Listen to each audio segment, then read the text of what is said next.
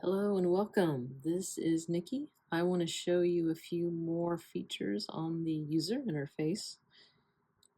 On the top left here of the context toolbar, you have the Affinity label. So if you click on it, you'll see the different personas. You have the designer persona, which we're in right now.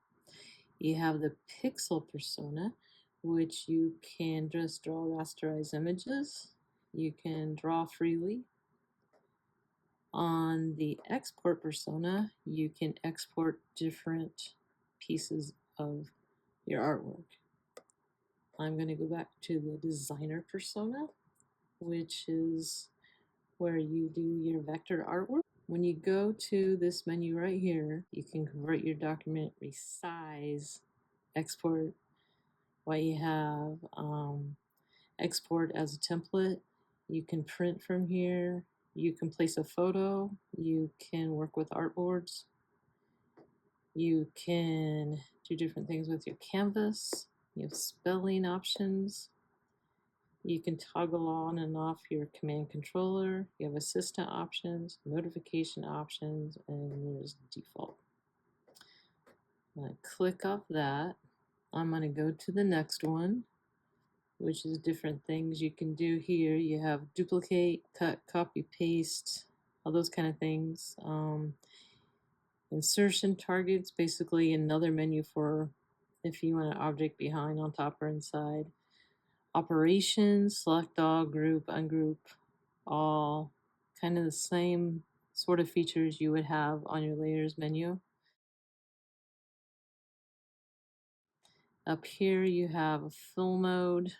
So the next one is a different selection. You can enable transform origin, alignment handles, transform separately. There's all kinds of features here. I think I went over some of these before. This is auto select. I usually keep that on. This is for we're in move tool right now, and it gives you these different options up here. We'll go over some of these later. These are different kind of modes, objects, and what you want to do with the objects. Over here you have however large or small you want your screen to be or your object to be. So if you had a shape you want to zoom to fit, you can do that.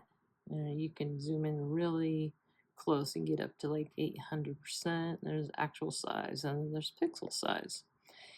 On this one, you have different options. There's a preview mode. You can set your bleed, margins. You can turn your grid on. See how I have the grid on right there. You can have your guides, which we'll get to. There's a lot of different options. Your rulers, spelling, clip to canvas. Some of these we saw in the other menus. So there's different ways to getting to the same thing.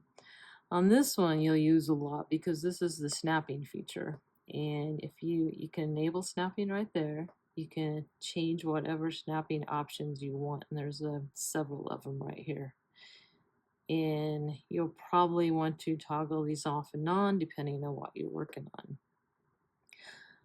Over here on the top right, if you click on it, it will just let you do what you want without the user interface on. So you can click that off. Thanks for watching. I hope you join me in the next video. Thank you.